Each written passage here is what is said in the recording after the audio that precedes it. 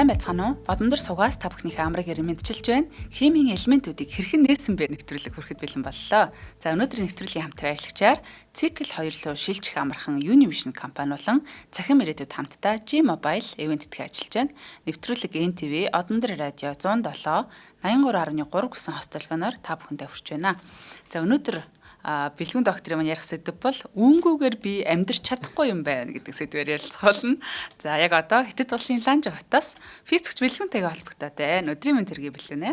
Өдрийн мэнд сайн байцгаана уу гэдэг. Нөө Нисванасын дууны үгнээс аваа хийчих. Нисванасын ятны загнуулах үүдэг. Тэгээд зохиогч ирэхгүй авсан арайд ихгүй л үдэл гэж найдаа гэд.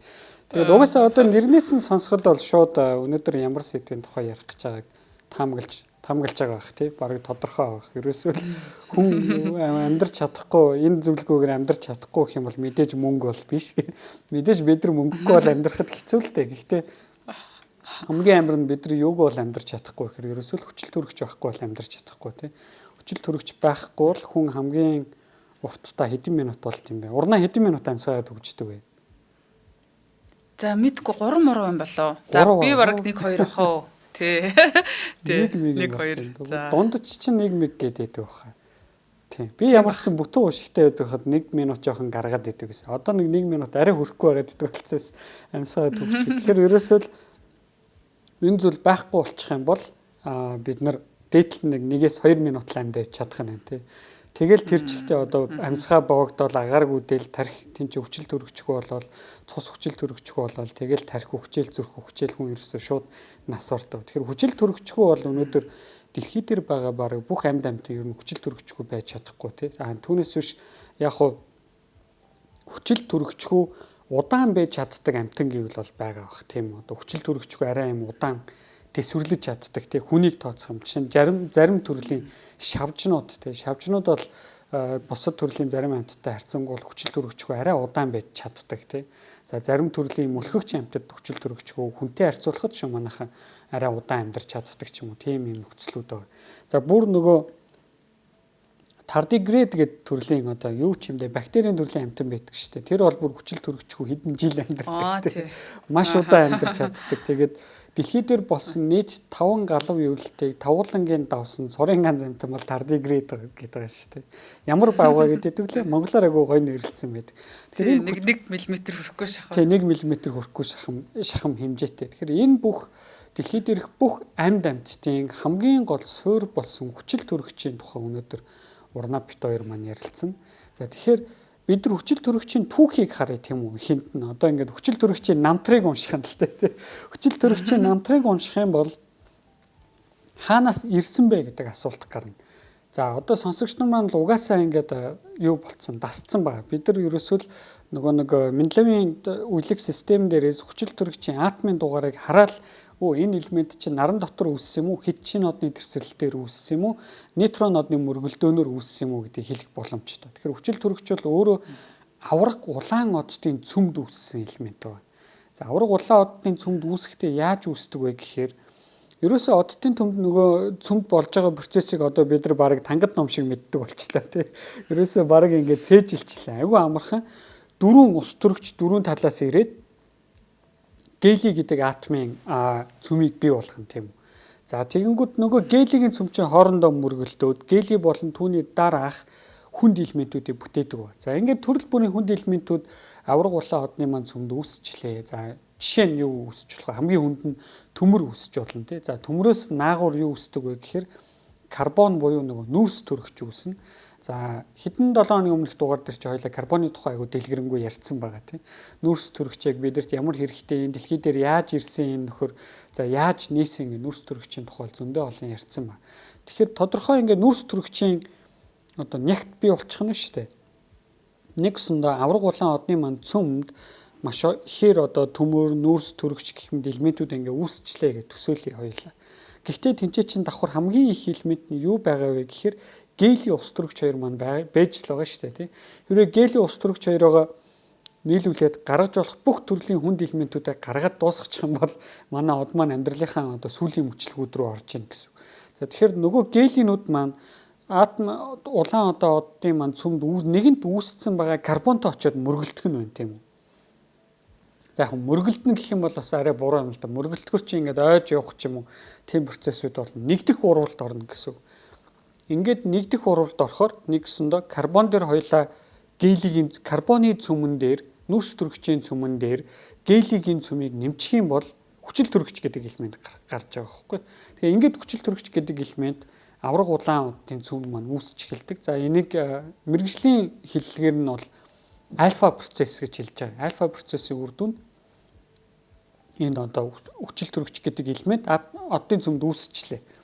За ингээд үүссэн байж хагаад нөгөө одод маань бүх гелээ тэгээд бүх ус төрөгчүүдээ бүгдийн шатаагаад дууссан. Тэг бүгдийг одоо нэгдэх урвалд оруулж дуусаад хит шинэ одны тесрэлт буюу супернова за гэдэг тесрэлтийг хийдэг. За ингэж тесрэлт хийхээр өөрийнх нь дотор байгаа бүх элементийг окторгуу даяар цацаа хийчихнэ. Сансраар дүүрэн цацчихна. За ингэж цацсны дүнд бидний одоо хамгийн сайн мэддэг гаригн небулей буюу гаригн манцар гэдэг процессууд үүсдэг. За хамгийн над зах нь одоо M57 гэдэг объект байгаа. За ийм одоо манай сонсогч нар маань интернетээс гаригн манцарыг хайх юм бол ингээд тойроод ийм янз янзын хэлбэртэй голдоо нэг ийм одоо цагаан одоо од байдаг ч юм уу за хар нүхч үжиж болно те янз янзын объектууд байдаг ийм элементүүд бий болж. Тэгэхээр нөгөө гаригн манцарт маань тэр хүчил төрөгч болон бусад элементүүд тогтоод манцар болоод тогтсож чинь гэсэн үг шүү дээ.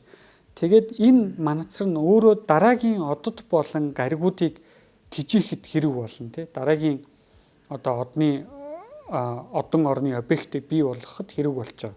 За ингэж хүчил төрөгч маань дэлхий дээр ирсэн байна гэсэн.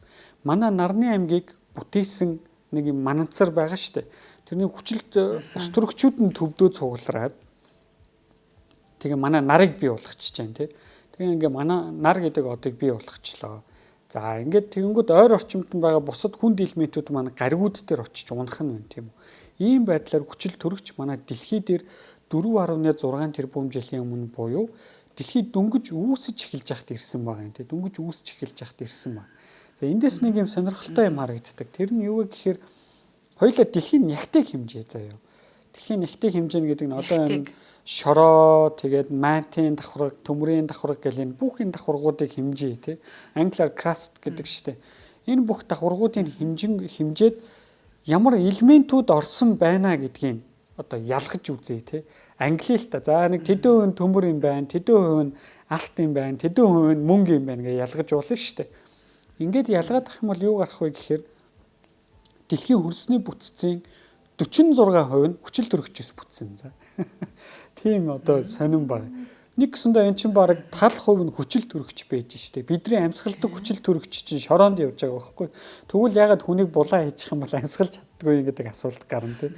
Муухагаар хэлэх юм бол эн чинь ерөөсөө бид нар газараас хүчил төрөгчийг гаргаад авчих боломжтой биш үү гэдэг асуулт гарч ирж байгаа. Тэгэхээр энд яаж байгаа гэхээр энд байгаа хүчил төрөгчүүд бүгд нэгдэл хэлбэртэй оршиж байгаа. За одоо нөгөө уран ч юм уу нүрс төрөгч ч юм уу иймэрхүү элементүүд маань бүгд дэлхий дээр дандаа нэгдэл хэлбэрээр олдчихсэн шүү дээ. Янз янзын одоо хүдэр хэлбэрээр олдчихсэн тий.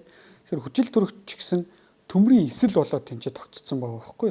Төмөртэй уралд ороод эсвэл меркуритэй уралд ороод эсвэл силикаттэй уралд ороод ингээ янз янзын өөр элементтэй уралд ороод нэгдэл хэлбэрээр тэнцээ тогтцож байгаа. За хамгийн бидний бүр сайн мэддэг нэгдэл хэлбэрээр тогтцож байгаа нь одоо ус байгаа шүү дээ. Дэлхийн 3.2-ыг бүтээж байгаа. Ус бол ерөөсөө ус төрөгчийн 2 атом хүчил төрөгчийн 1 атомоос тогтсон ийм элемент байгаа тийм. Тэр ус дандаа нэгдэл хэлбэрээр тогтож байгаа учраас бид нар тэргээр намсгалж чадахгүй байхгүй юу. Тэгээ намсгалж чадахгүй учраас ямар нэгэн одоо газарт буулгаддаг ч юм уу эсвэл за бүр өөрөөр арай одоо энгийн жишээ авъя тийм. Арай л муухай жишээ аваад байгаа шиг. Заавал хүнийг аваад газар болж хаях гэдэг тийм. Одоо нөгөө манай зандаа ах хасаа хоёр юуны оюу толгойн гүний урахаар утсан байсан шүү дээ тий. Доошоо 1500 метрийн 1300 метрийн гүн гэдэг чинь 1.3 км. Пүүх асар том гүн рүү очсон байгаа байхгүй. Тэр гүн рүү очих тусам яах вэ? Хүчил төрөгчийн агуулмж багасан шүү дээ тий. Нэг ёсондоо хүчил төрөгч манай энэ агаарт байгаа шиг иймгөө чөлөөтэй хэлбэрээрээ байгаа агуулмж нь багасаад доошлох тусам нөгөө хүчил төрөгчүүд чинь бүгд тэнцээ хөрсний ямар нэгэн элементүүдэд шингэцсэн ба. Тэрийгэ дагаад яах вэ? Амьсгалахад хэцүү болж эхэлдэг тий тэнцээ. Доошлох тусам амьсгалахад хэцүү болж эхэлдэг. За мэдрэг хүмүүсийн бол одоо биеийн өөрчлөлтөнд орж эхэлдэг тийм. Нэгт наацхан тэр чи агаар нь даралт өөрчлөгдөн гэсэн. Хүчил төрөгчийн концентрац өөр болчихж байгаа шүү дээ. Тэгэхээр чи ерөөсөө доошлогдсон агаарын даралтууд өөрчлөгдөн, доошлогдсон хүчил төрөгчийн хэмжээ багасна. Айгүй юм одоо аяр юм хоржонтойгоор хэлэх юм бол дээшилж байгаатай адилхан бохгүй юу гэж доошилж яана гэдэг. За юугаараа адилхан бэ гэхээр бид нар бас уулын орой руу гарах тусам амьсгаад чихэлдэг ч гэсэн мэдээж ядраад хүн амьсгаад чихэлж байгаа. За нөгөө талаас бид нар уулын дээшээ гарах тусам тэн чинь хүчил төрөгчийн нягт багасж эхэлж байгаа. Тийм учраас зүрхний зохилт хурцсдаг, даралт тэнцээ багассан учраас хүний даралт ихэлсдэг. Бид нар илүү ойрхон гүнзгий амьсгаа авах хэрэгтэй болдог тийм үү. Тэр нь юу гэсэн үг вэ гэхээр уулын орой дээр гарахаар нэг удаагийн миний амьсгалтаар миний хамрын нүхээр миний уушиг руу орж байгаа хүчил төрөгчийн атомын тоо дэлхий дээр газар байгаа би ингээд нэг удаа амьсгалж байгаа хүчил төрөгчийн атомын тооноос тодорхой хэмжээгээр багасчихж байгаа учраас би амьсгаадах гэдэг үзэгдлүүд энэ давхар бий болчихно. Үүнтэй адил уурхайн гүн рүү яваад орох юм бол хүчил төрөгчийн хэмжээ багасчихаар бас хүн тэнцээ ядардаг, амьсгааддаг, цусны одоо нэг эргэлтэнд өөрчлөлт ордог гэх тийм асуудлууд гарч байгаа байхгүй. Тэгэхээр энэ том уул уурхайн ерөөсөө байгууламж гэдэг чинь давхар тэр хүчил төрөгчийг шийдэх хэрэгтэй байх нь шүү дээ. Ерөөсөө л энэ хүчил төрөгчийг шийдэх хэрэгтэй. Одоо нэг өнгөөгөр би амьдрч чадахгүй шүү дээ. Хаач тийм үү? Би уурхайн гүнч чинь амьдрч чадахгүй. Тэгэхээр хүчил төрөгч гэдэг элемент өөрөө бидний энэ амьдралд маш чухал элемент гэдгийг одоо надаар хэлүүлтгэл бүгд мэдчихэж байгаа тийм. Тэгэхээр эн чинь бас давхар нэг уурхайн гүн рүү очихоор хэн хүчил төрөгчүүд маань хөрсөн чингцэн байдаг учраас бид нар тэнцээ давхар гаднаас нь хүчил төрөгчөөр тэжээдэг системийг бий болгох хэрэгтэй болж байгаа биз. Одоо нэг хүчил төрөгчийг агаар сэлгэлт гэж хэлдэг шүү дээ тийм мэрэгжлийн хэллэгнээр агаар сэлгэлтүүдийг тэнцээ хийж явах хэрэгтэй. За бүр өөр нэг энгийн жишээ бол орон сууцд бид агаар сэлгэлтийг хийдэг шүү дээ. Агаар сэлгэлтийг хийхгүй бол манай орон сууц маань ямар нэгэн байдлаар хүчил дотор үүсэж байгаа CO2 болон гаднаас авах хэвээр хүчил төрөгч авахгүй бол хүн гэр дотроо бухчимдээд эхэлдэг тийм. Гэр дотроо бухчимдээд ингээд тухахгүйдээд эхэлдэг. Тийм учраас ямар ч одоо орон сууцуд тодорхой агаар сэлгэлтүүдийг хийж явах хэрэгтэй. За хуучны нөгөө эмээ өвгөнд очихор юм хуучны байрууд нэг юм нүх байдаг байсан шүү дээ ханууд дээр. Тэр нэг ихэвчлэн юм дээр нэг агаар сэлгэлтийн нүхнүүд тэнцээ ингээ оруулсан. Тэргээрээ ингээд коридороор агаараа сэлгэж идэг тийм. За орчин үед бол бүр автомат болцсон тийм үү зүгээр юм агаржуулалтын хоолоонууд үйж идэг. Ялангуяа офсууд тийм агаржуулалтын хоолоонууд үйж идэг шүү дээ. Тэгээд нөгөө нэг банк дээрэмдэг кинон дэр тийм агаржуулалтын хоолоороо ингээ хүн ороод дамжаа яваад идэг шүү дээ. Тэр гэсэн чинь бас ихтэй худлаа гэж байгаа. Ягаад тэгэхээр ихэнх агаржуулалтын хоолоо жоохон хөвгтөл багтахаар жижиг хэмжээтэй байдаг. Ямар ч ерөөсөн насан турсан хүн бол тэр нь ингээ багтаж орохоор. Тэгэхээр хүчил төрөгчийг бид нар өнөөдөр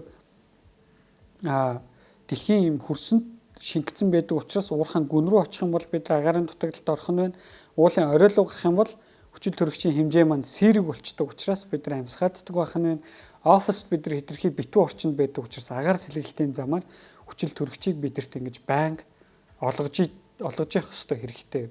Олгож явах хэрэгтэй байх нь тийм. За гэтэл энэ хүчил төрөгч тэгвэл дэлхий дээр яаж үүссэн гэдэг асуулт байгаа шүү дээ. Одоо түрүү ингээ ярихдаа нөгөө нэг баахан энэ гарган мандсараас үүссэн оддын цөмд үүссэн хүчил төрөгч чинь ингээд шууд эртний дэлхий чинь тэнцээ баахан халуун хайлмаг юм явж байгаа шүү дээ. Тэр халуун хайлмагийн бүх хүчил төрөгчтэй ерөөсө уралт ороод байхгүй болгоо ичиж байгаа байхгүй. Хүчил төрөгч тэнцээ манай энэ агаар мандалд байгаа шиг чөлөөтэй байх боломжгүй болчихж байгаа юм маань нөхөр.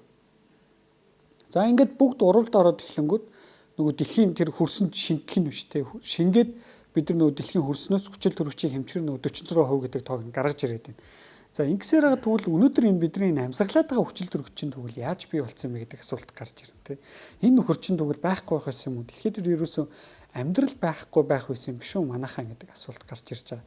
За тэгэхээр хоёул эхний хамтран ажиллагч Innovation-ыг танилцуулаад одоо нэг дараагийн циклд яаж шилжих вэ гэдгийг тайлбарлаад тэгээд үргэлжлүүлж явцгаая тийм.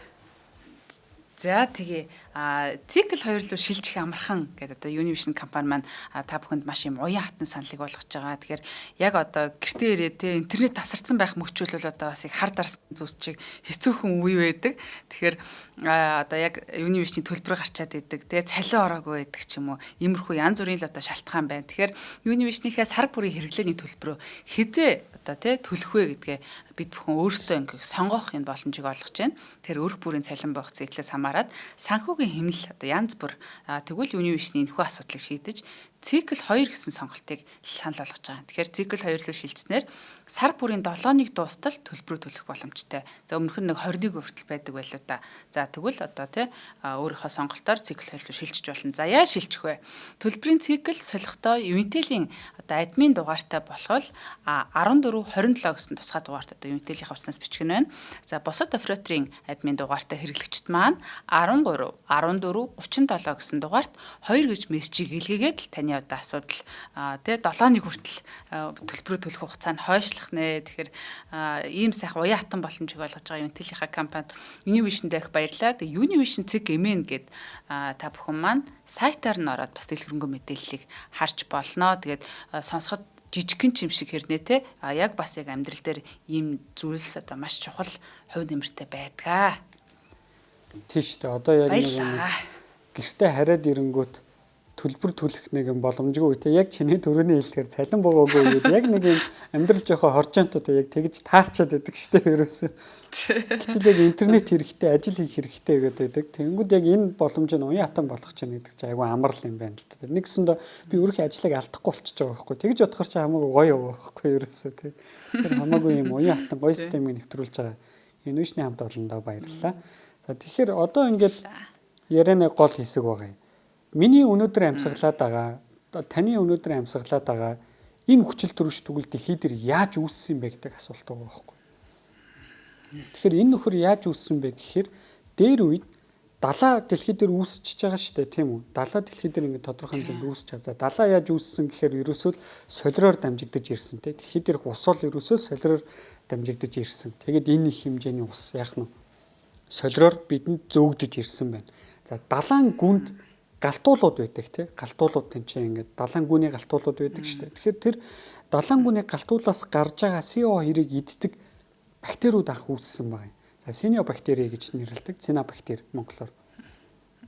Тэгэхээр энэ цинобактериуд гарч ирээд энэ цинобактериуд яадаг вэ гэхээр нөө далайн гүний галтуулаас гарч ирж байгаа CO2-ыг далайн гүний устаа буюу H2O-тоо нийлүүлээд тэгээ ингээ идчихэж байгаа байхгүй. Тэгээ өөртөө хэрэгтэй юм аа тэгээ хэрэггүй юм аа гаргана штэ тий. Тэр хэрэггүй юм нь юу вэ гэхээр хүчил төрөгч байхгүй. Нэг гэсэн. Өөрөөр хэлэх юм бол хүчил төрөгч гэдэг бол цинобактерийн баас нь багхгүй юу? Цинобактерийн өтгөн юм. Бидний амьсгалаад байгаа юм бол ерөөсөө цинобактерийн өтгөн юм. За нарийн ярих юм бол бас эн чинь ерөөсөө ургамлын гаргаж байгаа өтгөн юм тий. Ургамлын ялгаруулж байгаа баас л ерөөсөө хүчил төрөгч байгаа шүү дээ. Тэгэхээр дэлхий дээр ерөөсөө анх энэ агаар мандалд үүссэн хүчил төрөгчийг далайн гүнд амьдардаг цинобактериуд үүсгэж эхэлсэн байна. Гэхдээ энэ бас нэг их чухал юм. Тэр нь юу вэ гэхээр дэлхийн ингээд тогтлоо, далайн бүрхүүл бий боллоо тий. Хөрслөг газар бий болчлоо. Далайн гүнд ингээд галтуулууд байж байна. За хөрсөн дээр нь хоёлаа галтуулууд унтарсан гэж бодъё л та. Хөрс бол тэр чигтээ ингээд галтуулын итгэхгүй одоо нэг асар амар итгэвтэй үеийн дуусаад галтуулын бага итгэвтэй үе рүүгээ шилжлээ гэж бодъё. За тэгсэн далайн гүнд галтуул ингээд итгэвтэй байж гин. Тэнгүү тэнчэнээс хүчил төрөгч далайн гүнд ялгараад эхлэнгүүт тэр хүчил төрөгч агаар мандал руу гарахаас өмнө юу болох вэ гэхээр нөгөө далайн гүнд байгаа төмрийн давхаргууд байгаа шүү дээ тий. Газрын давхаргууд явж байгаа шүү дээ. Төмөр болон хөвхөрч юм уу. Энэ нөхдүүд дээшээ хүчил төрөгч агаар мандал руу гарахаас өмнө өөрсдөө барьж явж идэх байхгүй юу хүчил төрөгчүүдийг. Төмөрчөө ерөөсөө нэг юм хүчил төрөгчтэй токсик харилцаатай шүү дээ тий. Амарын токсик харилцаа. Шууд тэнцээ хүчил төрөгчүүдийг өөртөө шингээж аваад эсэлдээд за монголоор бидний нэг өөрөөр хэлдгээр зэвэрнэ гэдэг тий. Тэг зэвэрсэн юм янз янзын давхаргуудыг тэнцээ бий болгосон байна. Нэг нь ингээл зэврээл, зарим нь өөр юмнаас олж эсэлдээл ийм давхаргуудыг бий болгоо. За энийг бол өнөөдөр бид нар хэмжиж чаддаг. Энэ хэмжилт нь хүчил төрөгч дэлхий дээр далаагаас ирээд хэдий хугацаанд агаар мандалд гарч ирсэн бэ гэдгийг бидэрт одоо тайлгнадаг байхгүй. Бидэрт энийг мэдэх боломжийг олгодог гэсэн. За ингээд нөгөө нэг юм давхаргууд үсээд тэгээ ханчин штэ тий. За бүгд ингээ хүчил төрөгчөөрөө ханангууд илүүдл хүчил төрөгчүүд далайн гүнээсээ гараад агаар мандал руу гарч эхэлнэ. За ингэж агаар мандал руу гарч ирэхэд эхлээд юу болсон бэ гэхээр цинобактери бол одоо ингээд ховдог байхгүй. Маш их галтуулын төдий хэмжээний цинобактериуд энэ ч явж байна. Төдий хэмжээний хүчил төрөгчдийн чинь маш их хэмжээгээр ялгараад агаар мандалд өрсөн маш их хэмжээний хүчил төрөгч анх бий болсон байна. За өнөөдрийн нөгөө 21 лөө 24% гэдэг лөө Өнөөдөр чи хэдүү гэхээ манай агарын хүчил төрөгчийн хэмжээ чинь. Тэгээ 21 биш. Тэгэхээр 24% юм байна л да. 24% руу орсон байгаа байхгүй. Эхлээд илүү их хэмжээ. За тэрнээс ч их байсан байж магадгүй. Ийм их хэмжээ рүү орсон. За давхар нөгөө нэг далайн гүн цинобактериуд үүссэн, өөр төрлийн бактериуд үүсээд за энэ чинээс бактери үүсэн бол вирус үүснэ, вирус бактери үүсэн бол эс үүснэ ингээд бөө юм болоо юм тий. За мэдээж вирус бактериэс өмнө эс үүссэн байгаа л та. Одоо айгүй л нэг нь уурлаад ороод ирэн тий. Яахлаар бактери вирусаас эс үүсчихэд ингээд. Тэгээ ингээд юу гэж хэлэх гээд байгаа хэрэг амьдрал үүсэж байна гэдэг. За энэ амьдрал чинь өөрөө газрын гадагшлуугаар гарна мэдээж ургамал үүсэж байгаа тий. Тэгэхээр энэ үед тэр үед дэлхийн хүчил төрөгчийн найрлага гээл агаар мандлын хүчил төрөгчийн найрлага маань 24 болон түүнээс их байсан ба. За ийм үед юу болдог вэ гэхээр ерөөсө хүчил төрөгчд агүй гой мэдрэг амьтдын нэг бол шавж واخгүй юу? Шавж бол хүчил төрөгчд агүй мэдрэг. Тэгээд хүчил төрөгчийн хэмжээ ихсэнгүүд шавж яадаг вэ гэхээр шавжны хэмжээ томордог واخгүй юу? Шууд тэнцээ. Тэгэхээр хүчил төрөгчийн хэмжээ 3% ихсэхэд аалзны хэмжээ дэлхий дээр байгаа хамгийн том аалзны хэмжээ миний нэг юм дэлгэцэн гар шиг хэмжээтэй байгаа тий тарантула төрлийн одоо нөгөө нэг монголоор бол ямар аалз гэдэг үлээ дээ цүлийн аалз нар чи тий тарантула аалж гэдэг үлээ юу арваалж тий арваалж аалзнууд тий нөгөө нэг илсэн дээр мөр гаргахгүй явдаг гэдэг байгаа шүү тий тийм юм гой хөнгөн объект байгаа байхгүй тэр объект тэр амтан за амтан гэхэр өөртөө чинь задгаа цусны тэр шавж илсэн дээр мөр гаргахгүй явж гин гэдгээс хэрэг хэмжээний хүчил төрөгчд биеийн дотор агуулж байгаа вэ гэдгийг бид нар төсөөлж болохоор байгаа юм тий. Тэгэхээр тэрийг нь ихсгчээл та 3% ихсэхэд тэр арваалжийн хэмжээ 10 дахин томрохгүй юу тэнцээ ерөөсөө. Яа. Тэгэхээр тэр үед амар амт нь шүү дээ 10 дахин том байвал туулаа муулаа шиг. За арайч юу юм бэ? Ерөөсөө л нохоо шиг заяа. Дунд зэргийн хэмжээтэй нохоо шиг болно. За бүр том шавжнаар яах вэ гэхээр одоо мөр шиг болж эхэлнэ заяа.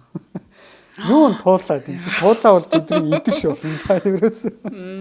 Нэгсэндээ ингээд хошноор ярих юм бол морь унах биш аалз унж явж болно. Тэгээд ийм том хэмжээтэй аалзнууд шин бий болно. За тэгэнгүүт хүмүүсийнхэн жоохон ингээд дотрын бүр мөх орг үлээ те. Их хүмүүсийн дургуй шавжвал ерөөсөө жом тийм үү. Тэгэхээр жомны хэмжээ томорч ийн гэдэг төсөөл. За Тайванд байдаг нисдэг жомнод байгаа тийм. Нисдэг жомны хэмжээ тийм том байна гэдэг төсөөл те. Тэр чинь баг хүүхэд шүүрхээр байгаа байхгүй. Бүргэд чиг хүүхэд шүүрхээр том хэмжээтэй болчихсон. Тэгэхээр ингээд шавжны хэмжээ томордог. За үүнийгээ дагаад зарим төрлийн ургамлын хэмжээ бас томорчдөг байна. Тийм чи ургамлын хэмжээнүүд томордог. Тэгэхээр нөгөө Аватар гэдэг кино байдаг штэ. Джеймс Камероны найруулсан. Тэр чин тухайн гариг дээр амьтад нь айгу том хэмжээтэй байдаг штэ. Ургамлууд нь айгу том хэмжээтэй. Тэгээд нөгөө навийн үндэстэн гэдэг хүмүүс нь айгу том хэмжээтэй байдаг штэ. Тэгэхээр тэрийг Камерон өөрөө юу гэж тайлбарладаг вэ гэхээр тэр өөрсдийнх нь амьдардаг гаригийнх нь хүчил төрөгчийн агуулмжинд дэлхийхээс өндөр байхгүй юу? Дэлхийхээс өндөр учраас тэр амьтад нь юм том шавжнаар дагаад тийм том байна гэж тайлбарладаг. Гэхдээ тэр бол тодорхой хэмжээнд одоо 100% ийм наривчлалтай зүйл бол биш. Зүгээр л логикийн дагсан зүйл тийм хүчил төрөгчийн хэмжээ томорчиж одоо найрлага томорчиж байгаа юм чинь дагаад бусад юмнууд нь ингээд томорчиж байна. Тэгээ хүн тэнцээ нэг хүчил төрөгчийн хэмжээг тодорхой хэмжээнд одоо 21% дээр нь барьсан маск зүүх хэрэгтэй болчихж байгаа. Ягаад тэгэхээр хүчил төрөгчийн хэмжээ бас их байж болохгүй хүн бас багч байж болохгүй хүн чинь бас айгүй хэцүү. Тэгээ бас зовлонтой. Ер нь энийг нь хамаагүй ихсгэж багасгаж болдгоо амтан байгаа байхгүй. Тэгэхээр энэ хүчил төрөгч анх цинобактериудаас дэлхий дээр үүсэхдээ одоогийн хэмжээнээс их байсан байгаа юм тий. Тэгээд одоогийн хэмжээ рүүгээ буурсан байна. За тэгэхэд бол янз янзын процессууд болсон. Тэрний нэг процесс нь юу вэ гэхээр дэлхийн агаар мандал маань хүчил төрөгчөөр баялаг болоод эхэллээ шүү дээ. Хүчил төрөгчөөр баялаг болно гэхээр яах вэ гэхээр агаар мандлын бүр гадна давхаргад явж байгаа хүчил төрөгчийн атомууд тэнцээ нисээд явж байгаа шүү дээ. Тэр гадна давхарга юун дагуу мэдрэг байх вэ гэхээр хит улаан туянд тийм үү. Хит улаан туянд айгүй мэдрэг байна гэсэн. Тэгэхээр хоёул өмнөх дугаар дээр ярьсан шүү дээ. Хүчил төрөгчийн хит улаан туяа буюу аянгаар нэргээ ачхаар яадаг үлээ. Озон бий болдог тий тэнцээ нөгөө нэг шуурхата бороо орохын өмнөх энэ озоны үнэр бий болдог. Тэгэхээр озон бий болоод озон гэдэг бол ерөөсөө хүчил төрөгчийн 3 ширхэг атом шүү дээ. Тэр атомууд бий болоод озоны давхаргыг бий болгож эхэлж байгаа байхгүй тийм чи. озоны давхаргыг бий болгонгууд озоны давхарга чинь өөрөө дэлхийн газрын гадарга дээр хит ягаан туяа хит улаан биш шүү манайхаа сая буруу хэлсэн байна. Хит ягаан туяа буухаас сэргийлж идэг фильтр багхгүй. Тэр ерөөсөө л юм фильтр. Тэр хит ягаан туяа дэлхийн агаар мандлыг нэвтрээд газрын гадарга дээр буух боломжгүй болчхоор нэгт эндээс хөрсөн дээр гараад ирсэн амьтад амьд үлдэх боломжтой болж байна. Хит ягаан туяа гэдэг бол энгийнээр бол зүгээр л цацраг гэсэн. Нөгөө нэг хүмүүсийн айгаад идэг цацрагын хордлогын цацрагчин тэнд явж гин гэсэн. Тэгэхээр энэ бол зөвхөн цөмийн одоо цөмийн станцаас ч гарахгүй одоо цөмийн бөмбөгийн дэлбэрэл ч юм уу тиймэрхүү юмнаас ингээ гардаг тийм юм биш. Манай нар ч гэсэн тэр цацрагийг бидэрлүү өгж байгаа тий. Бидэрлүү цацж байгаа. Хүчил төрөгчийн 3 атом буюу озоны давхарга тэр хит ягаан туяаг шингээгээд авчдаг учраас хэрэгтэй нарны хэсэг нь газрын гадарга дээр бууж байгаа байхгүй. Үүний ачаар хөрсөн дээр гараад ирсэн амьдрал байгаа шүү дээ. Тэр чинь хүчил төрөгчийн хэмжээ хангалттай их байхаас өмнө тодорхой хэмжээнд одоо за энгийнээр төсөөлөлт хоёлоо бактери гараад ирчлээ гэж төсөөлье тий. Тэр бактериуд нөгөө нэг далайн татлах төрөлгөөр гараад ирсэн байж болно шүү дээ тодорхой хэмжээнд. Тэд чинь хит ягаан тоонд бөмбөгдүүлэл устдал алга болчих واخгүй. Тэр чинь ерөөсө буугаар будаж байгаа юм шиг авч бөмбөгдөө ичэн шүү дээ. Тэгээ нөгөө хэд чинь задлчин. Тэгсэн чинь цинобактери маань баас маань озоны давхаргыг бий болгоод озоны давхарга маань хит ягаан туяаг шүүж авангууд нөгөө тэр газрын гадар дээр гарч ирсэн амьд амьтад маань яах нь тэнцээ нөгөө нэг тий хамгаалттай болчихж байгаа байхгүй.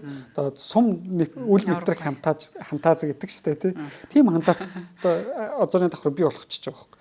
Тэгээд тэр амьтад чинь цаашаа газрын гадарга дээр хувьсах боломжтой болж штэ тий. Тэгээ хувьсаад ингэж яваад дунд нь яг нөгөө хүчил төрөгчийн хэмжээ 24% байхад гүдэг юм том аалзнууд байгаа. Би аалзанд агуу дуртай байхгүй.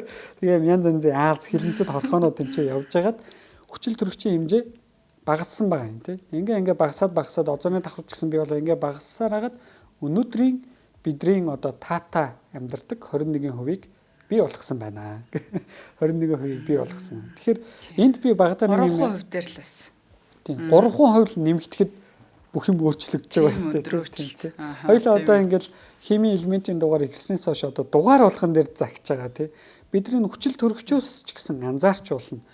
ертөнцийн байгаль дээр байгаа ялангуяа манай дэлхийн энэ геоэкологийн систем, амьд амьдралын систем бол өөрийн гэсэн яг тодорхой тунтаа найрлагаар л ингэж явагддаг байхгүй. Айл нэг нь ихсэх юм бол тэмцээг болохгүй болчдөг. Багасах юм бол болохгүй болчдөг. Үүнтэй адил бид нар янз бүрийн витамин, кальц ч юм уу те энэ янз янзын өдөр тутмын юм зүйлийг хэрэглэхдээ зөвхөн одоо Д витамин зөвхөн биеинд хэрэгтэй гинэ гэж зөвхөн Д уугаад иж болохгүй нь шүү дээ. Тийм учраас тийч эмч гэдэг хүн байгаа тийм үү. Ямар нэгэн зүйлийг дураараа хэрэглэхээс өмнө бид нар эмчээс очиж заавал асууж явах хэрэгтэй байхгүй. Тэ асуугаад тэр хүмүүсээс бид нар зөвлөгөө авч явах хэрэгтэй тийм учраас тэр хүмүүс чинь бас цалин ихтэй авах хэрэгтэй байхгүй тийм. Бид нар тэр найрлагыг хэлж байгаа учраас нөгөө талаас энэ бүх зүйлүүд чинь ийм тодорхой найрлагатай байх ёстой шүү гэдгийг зааж өгж байгаа тэр багш нар ч гэсэн хэрэгтэй хүмүүс байгаа байхгүй тийм. Нэгсэн энэгээр бид нар юг харах вэ гэхээр нийгэм ч гэсэн өөрөө одоо янз бүрийн ажил хийдэг хүмүүс багш, эмч, таксины жолооч, физикч, бэлгүүнд хөтлөгч, урнаач юм. Энэ бүх зүйлүүд чинь өөрсдийн гэсэн бас юутаалах хэрэгтэй болчихж байгаа байхгүй пропорцтой тийм. Аль нэг нь ихсээд багасчих юм бол тэр чинь нэг юм дарангуулж юм систем рүү очих гээд байгаа байхгүй. Тийм учраас тодорхой тэр цалингийн системүүд ч гэсэн тэнцээ уян хатан байх хэрэгтэй байхгүй тий. Тэр уян хатан байдал одоо ингээд хөдлөд эхлэх юм бол нөгөө жагсаал цуглаан бий болоод эхэлж штэ тэнцээ. Байгаль дээр яаж байгаа вэ билээ? Тэр нь ингээ хөдлөд эхлэх юм бол зарим төрлийн амьтад устдад алга болчдөг тийм үү? Зарим төрлийн амьтад хид ихсээд эхэлдэг. Тэр нь хид ихсээд эхлэхээр өөр зарим төрлийн амьтадтай хортой байгаад эхэлдэг тий. Тэнгүүд энэ маань өөрөө зарим төрлийн галав юулэхэд нөлөөлж эхэлдэг тийм үү? Тэгээ одоо дэлхийд дээр чи ингээд 5 төрлийн галав юулцсан. Тэнчэнэс бид нар яг 3 галав юулт нь яг юунаас болж болсон бэ гэдгийг мэдэхгүй байгаа шүү дээ. Ямар ч хэлсэн л осолгүй тэр 3 галав юулт бол дэлхийд дээр байгаа нийт амьд амьтдын 99.9%-ийг арчаа хийцэн тий. Өнөөдөр бол дэлхийн түүхэнд нийт үүссэн амьд амьтдын төрөл зүйлээс 0.1% л байгаа гэдэг байгаа шүү дээ. Үлдсэн нь юу ч устдад алга болцсон тийм. Бүгд ерөөсө галав юултын процессуудаас болоод ингээд байх болцсон байна. Энэ одоо баланстай системүүд нь айгу чухал байгаа байхгүй. Хүчил төрөгч гэсэн бид хүчил төрөгчийн түүх бол ерөөсөө одоо хоёлаа цаашаа ярина л та энэ баланс л маш чухал шүү. Энэ балансыг барихгүй бол асар том аюул гардаг шүү гэдгийг харуулдаг. За энийг би багадаа хамгийн их яаж мэдсэн бэхэр нөө Жюль Вернегээ зохиолч байдаг шин. Тэрний Мир номын дэлгүүр гэдэг баг багт байдаг гэсэн шүү дээ. Орос нэртэй.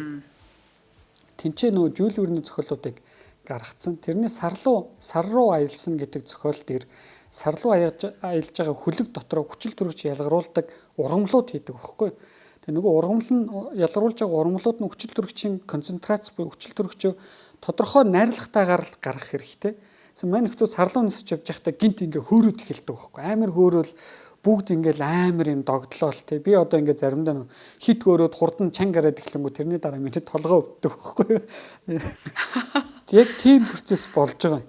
Тэгэхээр энд юу болсон гэд тэгээ нөгөө нөхдөөч сүүл рүү бүгд ухаан алдаж унаад тэгээ ингээд сэрээд харсан чинь тэр хүлэг дотор нь хүчил төрөгч одоо хүчил төрөгчийн найрлага нь хит ихсээд нөгөө нөхдүүд чинь хит одоо хистерия гэдэг тий хит ингээ хөөрөө байдалд ороод тэгээ хит их хүчил төрөгчөнд орчинд хүүнийг юм жоохон мансуурч байгаа юм шиг болчдөг хөөрөө байдалд ороод тэгээ нойр нүрээд унтчихдаг ерөөсөө хит хүчил төрөгч амьсгалаад нойр нүрээд тасраад хүчил төрөгч нь тасраад унж байгаа байхгүй энэ хүн чинь ерөөсөө тийм зүйл болж ангууд наа тэрийг уншичаад хүчил төрөгч ч гэсэн ясам дээр хүний одоо амьд байхад хамгийн хэрэгтэй элемент ч гэсэн их вэж болдог юм байна гэдэг хамгийн их мэддэг болсон.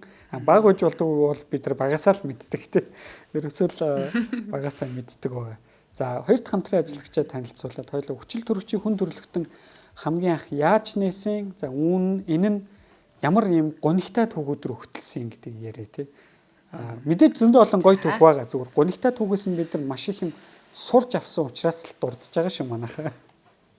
Харин хүчил төрөгчийг одоо хамгийн сайн мэдэх юм шиг л одоо тий өдөр тутамдаа бид нэрийг амьд ойлгож амьсгалж яадаг юм. Гэтэ бас яг ингээд нарийн төтөл болгосон чинь одоо тий 100% хүчил төрөгчийг амьсгалвал бас ингээл аюултай болол тий анх үүссэн түүх бол тун сонирхолтой байна. Бэлгүүнээ баярлалаа. За нэвтрүүлгийн хамтран ажиллагчаар цахим мөрөдөд хамтдаа G-Mobile компани нэмэгддэг ажиллаж байна. Тэгэхээр таны бяцхан үрд хязгааргүй дататай дугаар бэлгэлье гэсэн байна. 18-аас доош насныхан маань тэгэхээр бас энэ гоё үйлчилгээндээс хамрагдах боломжтой. Хичээлийн шинжилгээг тохиолдуулан одоо хүүхдэд зориулсан NJ Kids үйлчилгээний хязгааргүй дататай шин дугаарыг бүрт бэлгэлж байгаа. За хүүхдийн дугаар нь дараа төлбөрт болон урьдчилан төлбөрт гэдэг одоо үйлчилгээний сонголтоороо та бүхэн авах боломжтой. Тэгэд альч багцаас нь сонгосон хүүхэд тухайн сартаа датагаа давтан цэнэглэх шаардлагагүйгээр хязгааргүй хүснээр ашиглах ийм боломжтой байна. Тэгээд дараа төлбөрт нөхцлөөр дугаар авах юм бол 3 сарын турш суур хураамжаас 40% хөнгөлнө. За дараа төлбөрт NJ Kids багц нь 3 ГБ сүлжээндээ хязгааргүй яриа, бусад сүлжээнд 30 минутанд 5,000 төгрөг. За одоо жишээлбэл 15 ГБ сүлжээндээ хязгааргүй яриа нь бусад сүлжээнд 150 минут нь 15,000 төгрөг гэх мэт одоо байна. За урьдчилан төлбөрт нөхцлөөр дугаар авах юм бол 30 хоногтой хязгааргүй дататай дугаарыг тэг төгрөгөөр авах боломжтой. Тэгэхээр урьдчилан төлбөрт дугаар авч байгаа бол та бүхэн маань 1G хувьд 3 ГБ 501 30 хоног 5,000 төгрөг. За 15 ГБ 501 30 хоног нь 15,000 төгрөг гэсэн байна. Таны хүүхэд багцтай дагалдах 3 ГБ, 8 ГБ, 15 ГБ датагаа дууссан ч гэсэн за 1 МБ хурдаар датагаа хязгааргүй ашиглах боломжтой гэж байна. Тэгэхээр багцтай дагалдаж ирж байгаа датагаараа л та ерөөсө дахид цэнэглэхгүйгээр 1 МБ-ийн хурдаар ингэж ашиглах боломжтой. За 1 МБ гэдэг нь 1 гэд бага юм шиг сонсогдоод байгаа боловч одоо яг интернет орчинд бүрэн дүүрэн ингэж ашиглах боломжтой. YouTube бичлэг, найс нөхдөдөө харилцах гэх мэт. За шинэ дугаар авах гэж байгаа хэрэглэгчид маань онлайнаар л ерөөсө шууд авчна.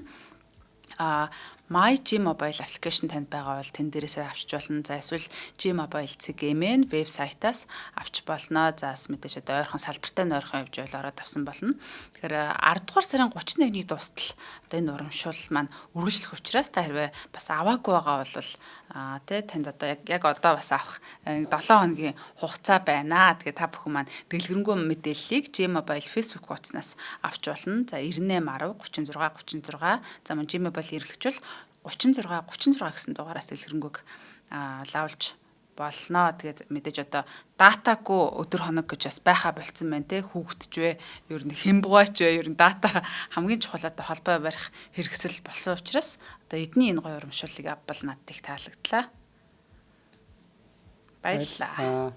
Тэгээ одоо нэг юу болчихж байгаа хасаа нэг айгу гоё хэлээд байгаа. Юу гэхээр 1 мегабайт per second гэдэг чинь айгүй өндөр хурдахгүй. Ер нь бол энэ чинь айгүй өндөр хурд. Надад бол хангалттай YouTube-ээр видео үзээд ч юм хичээл үзэхэд болчихно.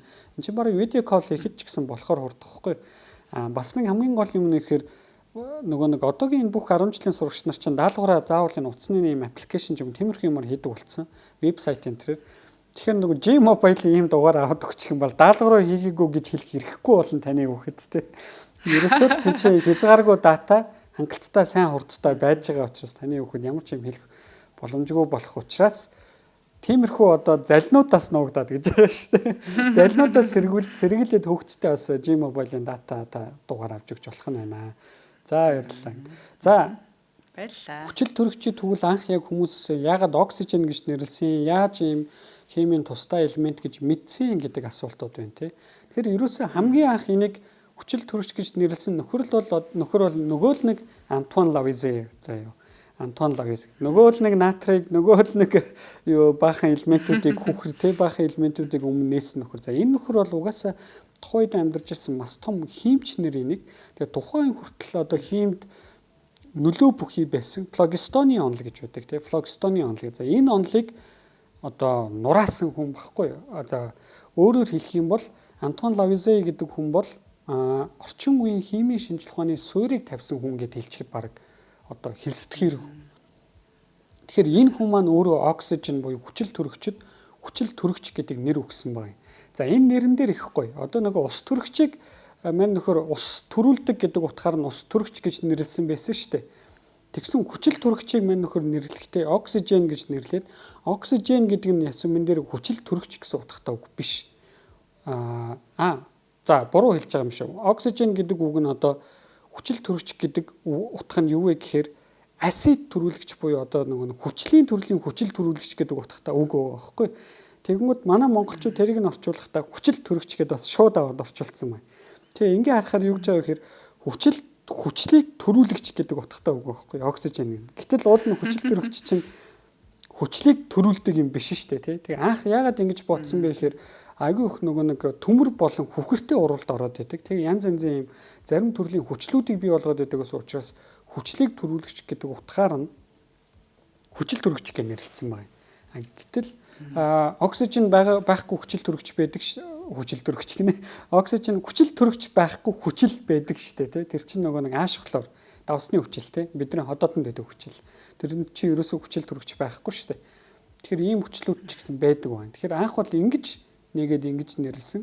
За түүнээс өмнө бол Жозеф Присли болон Карл Шил гэдэг нөхдүүд янз янзын химийн туршилтаар ийм шатамхай хүчил төрөгчийг гаргаж ирсэн байна. Гэхдээ энэ нөхдүүдийг яагаад хүчил төрөгчийг нээсэн хүмүүс тоодог вэ гэхээр ямар нэг юм шинжлэх ухааны арга барилаар хандаагүй гэсэн.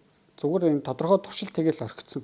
За Лавизерийн хамгийн том одоо нөлөө болон ялгарл нь юу вэ гэхээр тухайн химийн туршилтыг хийхдээ эхлээд жингийн үзээд тэр тухайн жингээс алга болсон жингийн дахиж үзээд ялгарсан бодисын жингийн дахиж үзээд тэнцээ масс хадгалагдж байгаа буюу энерги хадгалагдж байгааг мэдээдсэн байгаа байхгүй юу?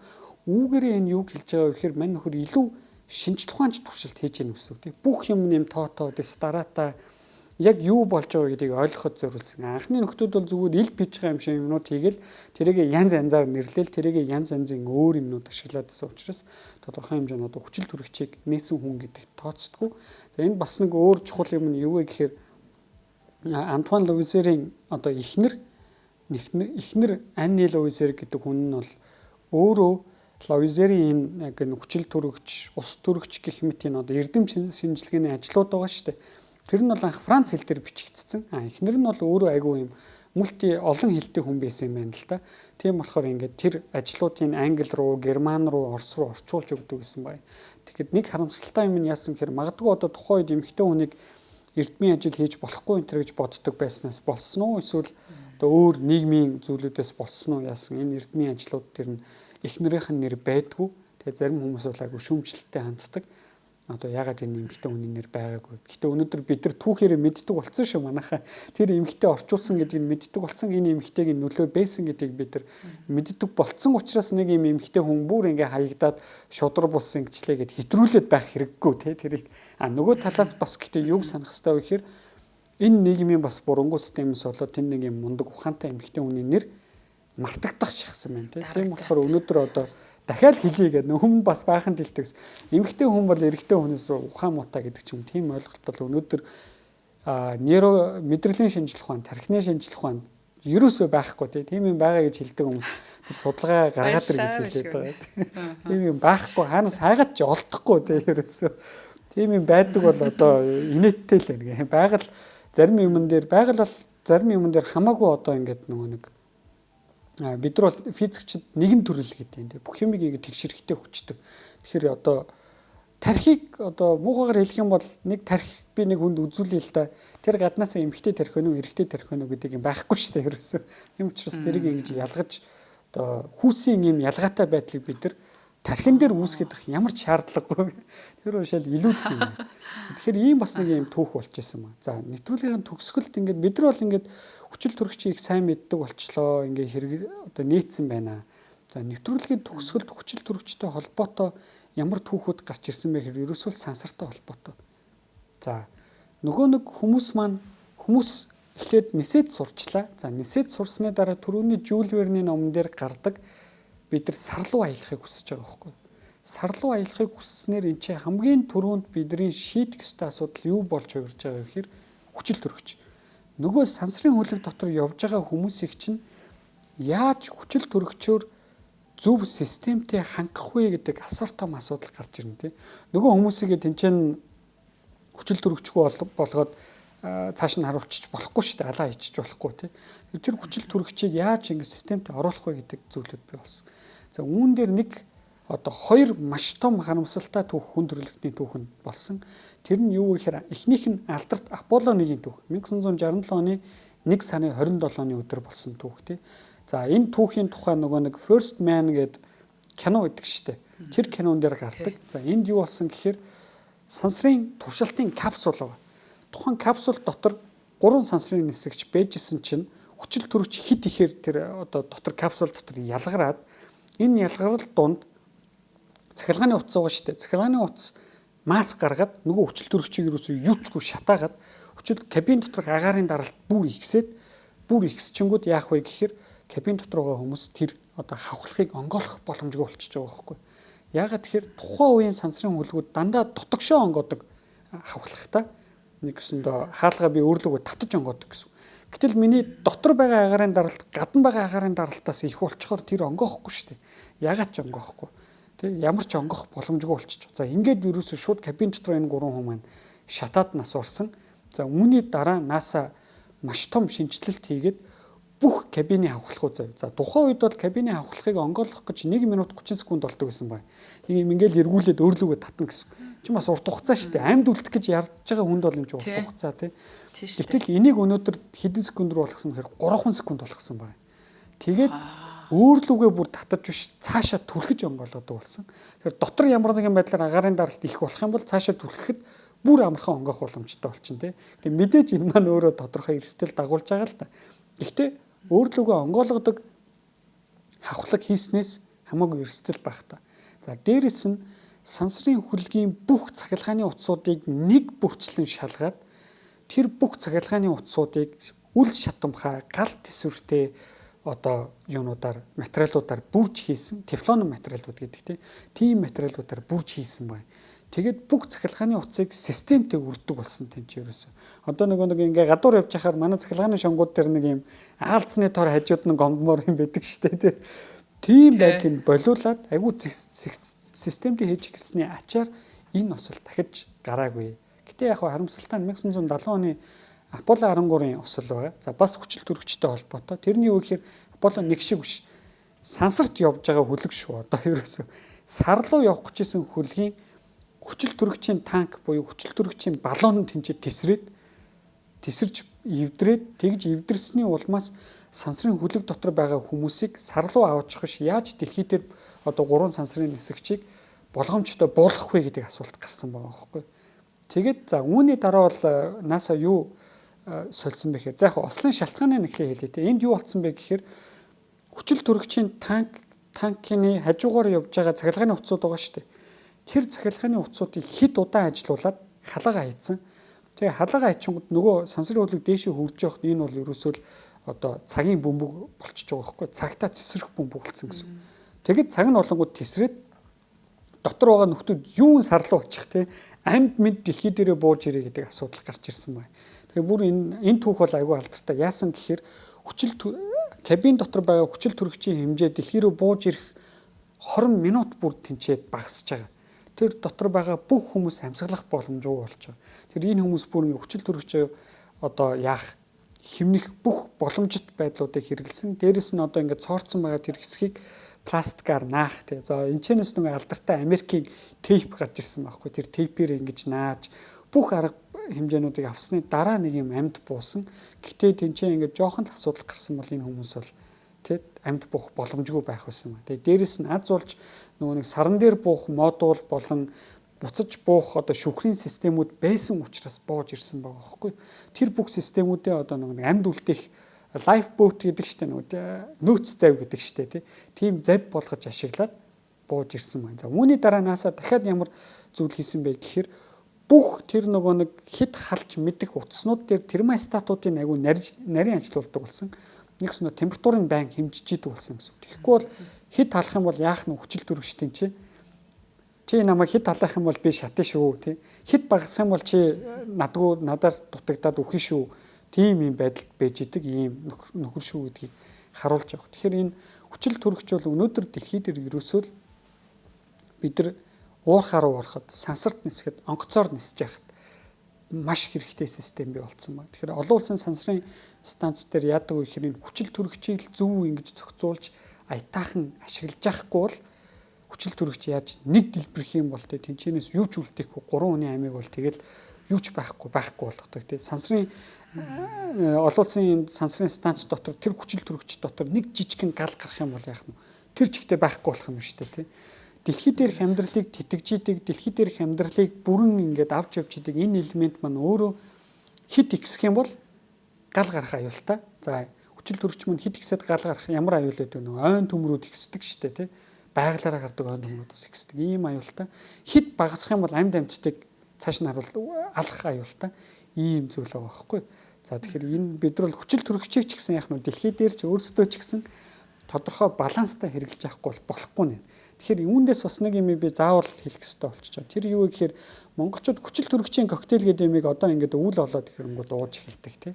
Хүчил төрөгчийн коктейл. За тэрэн шиг худлаа юм байхгүй. Энэ бол ерөөсөө шинжлэх ухаанаар баталгаажиж тэ судалгаа хийгдсэн юм байхгүй. Хэдэн орсуудын хийсэн судалгаа байгаа. Гэхдээ тэр бол ерөөсөө peer review-д ороод бусад судлаач нараар батлагдаад, бусад судлаач нараас шүүмжлэлээ аваад контрол группээ хийсэн ийм судалгаа биш ээ. Тэ энэ бол зүгээр л нэг одоо ийм худлаа судалгаа бол дэлхий дээр зөндөө байдаг. Тэр судалгаануудын нэг ээ. Тэгээд бүр дэлхийн эрүүл мэндийн байгууллагаас хүртэл монголчуудад анхааруулж исэн бити ийм одоо хүчил төрөгчийн коктейл гэдэг ийм худлаа юм хэрэглэлтэй тий. Бити наадхандаа мөнгөө өрөө манайхаа тий. Тэрнийхээ оронд сайхан зүгээр тэр мөнгөөрөө амралтын өдрөөгөө ягаалт амьсгалчхаа гэдэг.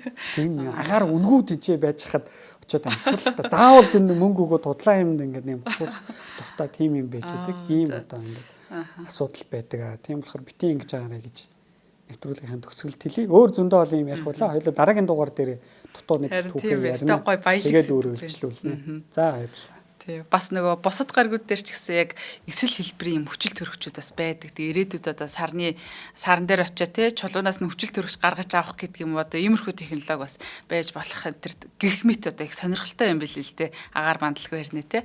За өнөөдрийн нэвтрүүлэг үнэхээр их таалагдлаа. Тэгээд хүчил төрөгчийг анх удаа таньж мэдж авлаа гэж.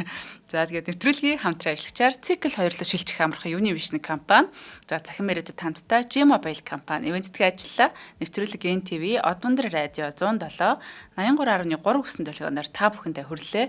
Хамтдаа байсан. За үзэг сонсогч болон за бэлгүүн физикчтэй их баярлалаа. Дараагийн дугаараараа уулзъя. Баярлалаа. Баярлалаа.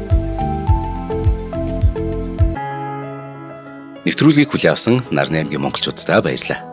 Одмондөр сувг нь энэ мэдчлэн таны мэдхүйн мянган нэвтрүүлгийг 2026 оны 7 сарын 1 хүртэл та бүхэндээ хүргэх юм. Их хэлээрээ шинжлэх ухаан танин мэдхүйг түгээхийн үлсэд нэгтгэх хүсвэл та бидэнд хандив өгөх боломжтой. Жилдээ ганцхан удаа 100 мянган төгрөгөөр биднийг дэмжснээр шинжлэх ухаан танин мэдхүйг түгээх энэ үйл хэрэг амжилттай үргэлжлэх юм. Од мөндөр нэр дээрх Удаагшлын банкны данс байгаа. 4191 тэг 4518. Та 100,000 төгрөгөөр шилжүүлэхдээ гүйлгээний утга дээр нь өөрийн нэр болон утасны дугаараа заавал бичээрэй. 100,000 төгрөг хандалснаар Од мөндөр сүгийн алтан гишүүн болох юм а. Шинжлэх ухаан, танин мэдхгүй Монголд ялах болтугай.